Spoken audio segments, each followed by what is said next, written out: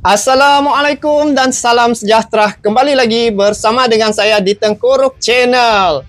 Jadi guys, pada kalian yang menonton video ini, saya doakan agar semuanya berada di dalam keadaan yang sehat ya. Dan kalau saya lihat ada hampir 1 bulan lagi, tidak lebih dan tidak kurang, Indonesia akan menjamu timnas China di Stadion Gelora Bung Karno. Nah, ini merupakan satu harapan ya, semua pendukung untuk timnas Indonesia, bukan saja orang Indonesia, malah se-ASEAN sekarang ini memberi dukungan yang penuh terhadap perjuangan timnas Indonesia dan mengharapkan Indonesia bisa memenangi perlawanan ketika menjamu China di Gelora Bung Karno, di Stadion Gelora Bung Karno tersebut. Nah, kalau dilihat untuk timnas Indonesia, untuk laga kualifikasi Piala Dunia round yang ketiga ini, kalau bermain di Gelora Bung Karno sudah pasti stadion full, penuh, tiket habis, ludes terjual. Dan baru-baru ini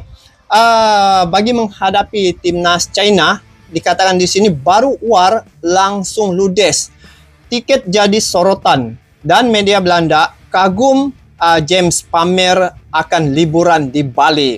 Kalau dilihat, memang target Indonesia sebenarnya untuk menghadapi timnas China ini bisa meraih poin. Dan kalau dilihat dari segi pemain-pemain timnas Indonesia sudah cukup bersedia dengan pemain-pemain yang baru dinaturalisasi, dan juga untuk backup Martin Pais ya, kiper andalan ada sudah pada timnas Indonesia, dan sebagian pemain-pemain dalam timnas Indonesia saya lihat memang cukup bersedia. Jadi untuk menghadapi timnas China, saya yakin dan percaya Indonesia akan dapat mencuri poin.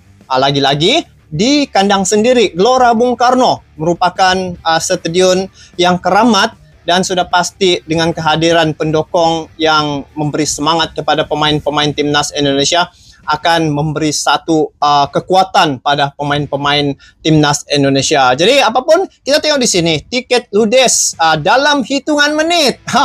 Dan yang menariknya di sini, Bali guys. Bali ini salah satu tempat liburan yang pertama James ya di Indo, yang begitu menarik. Dan ini salah satu cara untuk mempromosi negara. Inilah kelebihan apabila menjadi tuan rumah. Bukan sekadar dari segi sukan, tetapi secara tidak langsung tempat-tempat yang menarik juga dapat dipromosi kepada dunia. Apapun kita tengok, apa perkara yang menarik tentang perkara yang dikatakan di sini, yang mana tiket jadi sorotan. Jadi langsung kita nonton info dalam klip video ini. Di luar perkiraan BMKG, tiket timnas Indonesia buat matchday Juni mendadak dijual pada hari ini 15 Mei. Tepat di pertengahan bulan Mei, kirain gak bakal pas di tengah-tengah. PSSI memang gak bisa ditebak sih. Dan hasilnya tetap aja harga tiket terjual timnas semua Indonesia dalam sesi penjualan pertama. Apalagi ada jenis tiket ekonomis dengan harga terjangkau. Belum lagi ada pengurangan jumlah tiket, membuat para penggemar takut gak kebagian. Di sisi lain, kan? Yang kena sanksi itu kan terus dilakukan 15% PSSI dan semua elemen timnas untuk menyambut Pak laga Prabowo melawan Cina dan Jepang. Semua memang dilakukan agar tim ramai Garuda orang bisa menantikan bermain perlawanan dengan ini motivasi guys. tinggi, mengingat lawan yang dihadapi adalah tim yang gak lagi kita remehkan. Dan Dean James menjadi salah satu yang kini mengirimkan kabar baik setelah pulih dari cedera. Bahkan kepada media Belanda ia menceritakan proses pemulihan yang membuatnya makin gak sabar debut di GBK. Apalagi pemusatan latihan akan berlangsung di Bali, bikin James Bali guys, memang satu tempat yang menarik. Lantas, bagaimana cerita James kepada media Belanda dan para fans yang telah siap dengan tiketnya masing-masing? Yuk kita bahas selengkapnya. Bagus kan guys, pemain-pemain naturalisasi ini dia secara tidak langsung juga mereka bagus mempromosikan Indonesia itu. Sebab dorang ini top, pemain-pemain top di luar negara. Jadi bila dia sharing di mungkin medsosnya, sudah pasti dunia melihat. Jadi Bali salah satu tempat yang dipromosi. Kalau mungkin kalau pemain lain ya, negara lain, tidak seperti mana yang dilakukan oleh pemain naturalisasi Indonesia. War tiket menjadi salah satu momen yang paling ditunggu-tunggu oleh seluruh kalangan pecinta sepak bola tanah air. Ramainya guys, rindulah di Gelora Bung Karno. Tapi fenomena ini juga menjadi perburuan tribun penonton guna bisa menyaksikan langsung aksi para penggawa Garuda.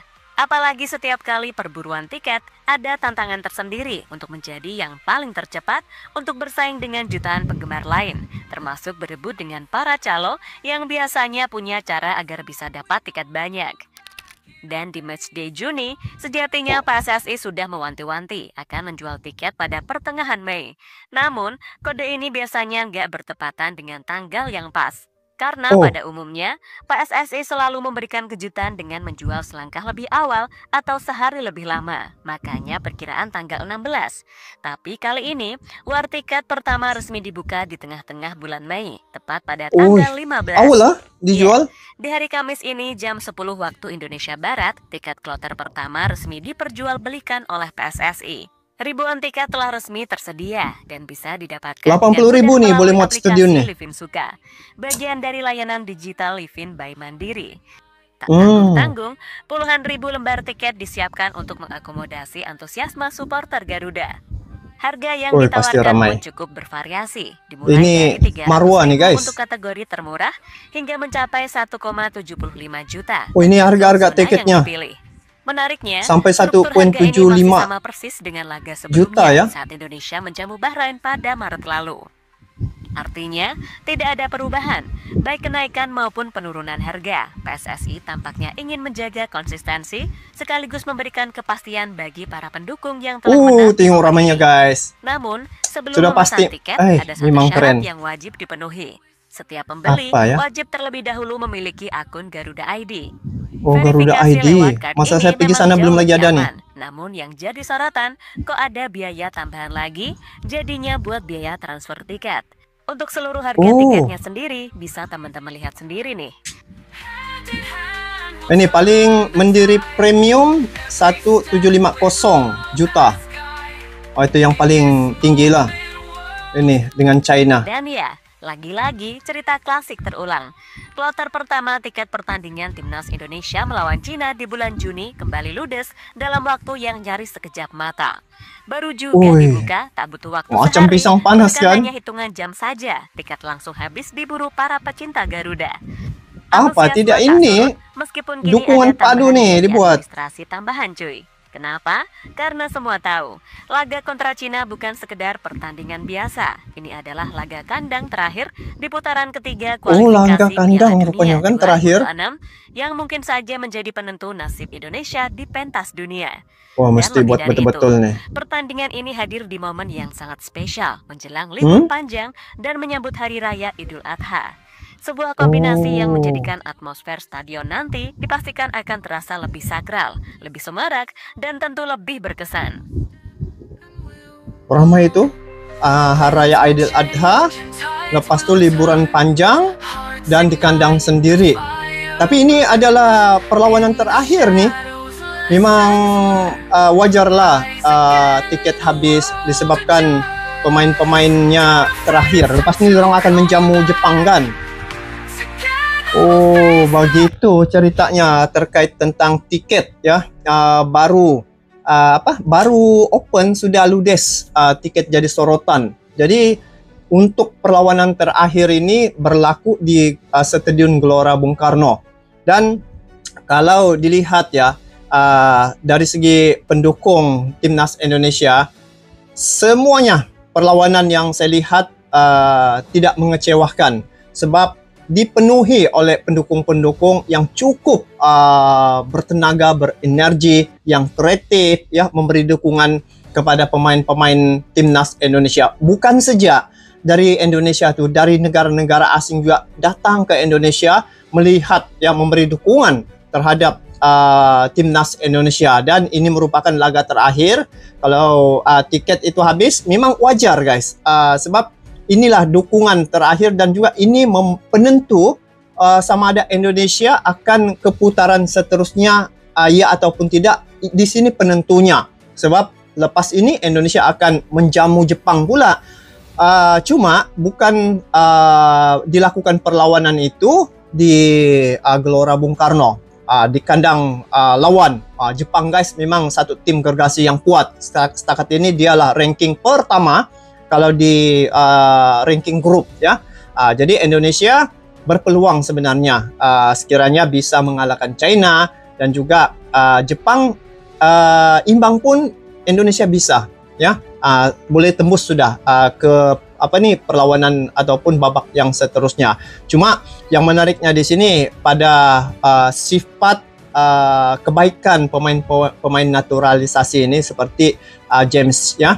Dia datang ke Indonesia bukan sekadar semata-mata membela timnas Indonesia, tetapi dia mempromosikan negara Indonesia itu seperti Bali, tempat yang menarik. Dia ceritakan, pamer keadaan di Bali itu. Dan ini salah satu daya tarikan kepada pelancong-pelancong dari luar negara yang tidak tahu lagi dengan Indonesia. Jadi kalau pemain top-top datang ke Indonesia, sudah pasti mereka akan tertarik dengan suasana tempat liburan yang ada di Indonesia. Indonesia sebenarnya tempat boleh dikatakan surga dunia. Sebab segala-galanya ada. Ada pulaunya sana memang cantik-cantik. Dari segi budayanya, ratusan suku etnik ya, dan kepelbagaian budaya itulah yang walaupun berwarna-warni tetapi mereka dapat bersatu. Lagi satu, bersatunya mereka itu bukan sekadar pada kalimat Bhinneka Tunggal Ika, tetapi dari segi persepak bolaan mereka dapat bersatu. Bayangkan satu stadion datang ya, pelbagai suku etnik ya, tapi dengan sepak bola mereka dapat bersatu hati, memberi dukungan yang penuh. Jadi ini salah satu kesatuan yang boleh dicontohi ya, bagaimana menyatu padukan rakyat itu dengan sukan. Jadi sukan ini kalau diambil yang positif akan terhasillah perkara-perkara yang positif yang saya lihat. Jadi memang untuk perlawanan akhir ini tiket sudah ludes, baru war sudah ludes, jadi sorotan. Dan memang media Belanda jadi kagum sebab Indonesia ini suatu ketika dulu mereka pernah jajah, tapi hari ini Indonesia merupakan tempat dibela ya, pemain-pemain timnas Indonesia yang berdarah keturunan Indonesia yang lahir di Belanda. Hari ini mereka membela timnas Indonesia ataupun Indonesia yang pernah dijajah suatu ketika dulu. Jadi hari ini Indonesia dipandang tinggi ya, diberi penghormatan dan juga disegani banyak negara dikarenakan oleh dari segi kepimpinannya, dari segi kekukuhan ekonomi, pertahanan, dan juga dari segi politiknya yang stabil begitu. Jadi kita doakan agar timnas Indonesia bisa meraih kemenangan pada perlawanan menghadapi China, dan kami di Malaysia juga turut memberi dukungan yang penuh terhadap perjuangan timnas Indonesia selaku wakil tunggal satu-satunya dari ASEAN. Ini menjadi harapan kita untuk Indonesia berjuang, dan kita doakan sama-sama agar Indonesia dapat melalui tantangan ini. Saya yakin dan percaya dengan strategi, dengan pemain yang ada, Indonesia bisa mencuri poin, lagi-lagi bermain di kandang sendiri. Jadi guys, itu saja untuk kali ini.